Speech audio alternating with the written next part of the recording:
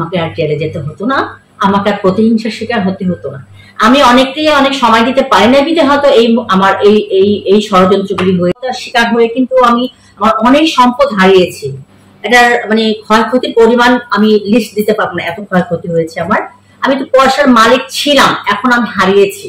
এই আপনি যাদের কথা বলেছেন, যাদের সাথে আমার ছবি, আমার টেলিভিশন চ্যানেল, জয়যাত্রা টেলিভিশন চ্যানেলে মোটামুটি অনেকেই এসেছেন, যাদের ছবি দেখছেন।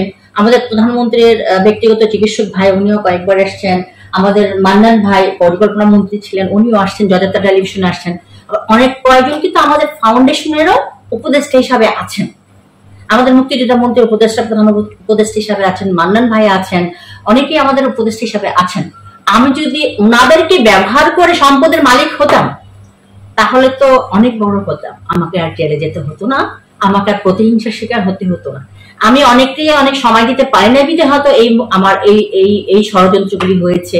আমি কিন্তু আমার পিছনে কিন্তু কোনো এমপি মন্ত্রী ভাইয়েরা আমার পিছনে কিন্তু ষড়যন্ত্র করেন না। ওনারা কিন্তু আমাকে প্রচন্ড প্রচন্ড স্নেহ করেন, ভালোবাসেন। আমি ওনাদেরকে অনেক অনেক বেশি সম্মান করি। তো আমি মনে করি আমার পিছনে কিন্তু রাষ্ট্রীয় কেউ নেই, মানে আমার পিছনে ষড়যন্ত্র করার কিন্তু রাষ্ট্রীয় কেউ না, রাষ্ট্র না। আমার পিছনে গুটি দুই একজন চক্রান্ত, মানে ওরা হচ্ছে একটা সিন্ডিকেট। তারা আমার পিছনে, অনেকের পিছনে লাগে, অনেকটাই এরকম ভাবে হেওয়াপূর্ণ করতেছেন। আর আমার সম্পদের কথা যদি বলি, আমি হচ্ছে আমার হাজবেন্ড, আমি আমার ছেলে, আমরা সবাই কিন্তু ইন্ডাস্ট্রিয়ালিস্ট। আমরা গার্মেন্টস ব্যবসা করেছি 96 থেকে। আমার সম্পদ ছিল, এখন আমি হারিয়েছি। আমি বরং ওনাদের সাথে ছবি তোলার পরেই এগুলি হারিয়েছি। মানে এই ছবিটা তোলা কিন্তু কোনো ইয়ে না। আমি এই যে আমার মালয়েশিয়ার যে অ্যাম্বাসাডারের সাথে ছবি তুলেছি, ওনার সাথে আমার মিটিং ছিল, ফাউন্ডেশন নিয়ে মিটিং ছিল। নিক্সন ভাই অনেক প্রভাবশালী একজন নেতা, নিক্সন ভাই অনেক জনপ্রিয় একজন নেতা, উনি কিন্তু জয়যাত্রা টেলিভিশনে এসছেন, প্রোগ্রাম করেছেন। আমি প্রত্যেকের নাম নিতে চাচ্ছি না, সবাই কিন্তু মোটামুটি এখানে আসছেন। তো সবার সাথে আমি যেহেতু একজন বিসিসিআই ডিরেক্টর ছিলাম 4 বছর, আমি একজন সিআইপি, আমি মাননীয় প্রধানমন্ত্রীর সাথে অনেক বড় অর্জন, ওনার সাথে আমি সারা বিশ্ব ঘুরেছি। তখন আমার বড় বড় নেতাদের সাথে দেখা হয়েছে, ছবি তুলেছি। ছবি তোলা নিয়ে ব্যবসা করার মতো নারী আমি না, আমি একজন ইন্ডাস্ট্রিয়ালিস্ট। আমি একজন, আমার বাবা ছিলেন ক্যাপ্টেন। আমি ছবির ব্যবসা করার মতো নারী আমি না।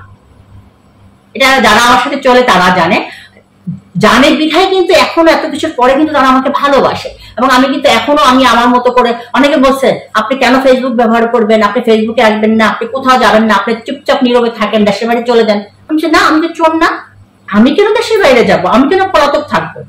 আমি যেহেতু অন্যায় করি না, আমার বিচার করবেন আমার রাষ্ট্রনায়ক মাননীয় প্রধানমন্ত্রী।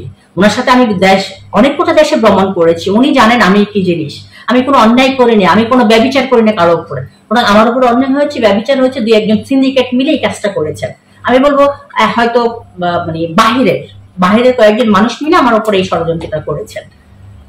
হতে পারে ব্যবসায়ী একজন, হতে পারে সাংবাদিক একজন, হতে পারে আমার কানেকশনে কেউ, আমার বন্ধু বান্ধব কেউ একজন, হতে পারে। আমি কিন্তু হতে পারে আবার কেটে দিয়েন না আপনারা তো অনেকভাবে ট্রল করেন, বলছিলেন আমি খুব গুঞ্জনের শিকার হই, আমি অনেক বিতর্কের শিকার হই। দেখেন, আমি জয়যাত্রা ফাউন্ডেশনের বিশাল একটা ইফতার পার্টি করেছিলাম, অনেক আগের ঘটনা, 2012 সালের ঘটনা। সেখানে ব্যানারটা ছিল, আমরা খেয়াল করি না, 4 জনের বার্থডে ছিল। এটা আমি বারবার ক্লিয়ার করেছি। সেখানে বলেছে হেনা জাহাঙ্গীর ইফতার পার্টিতে গান গাচ্ছেন।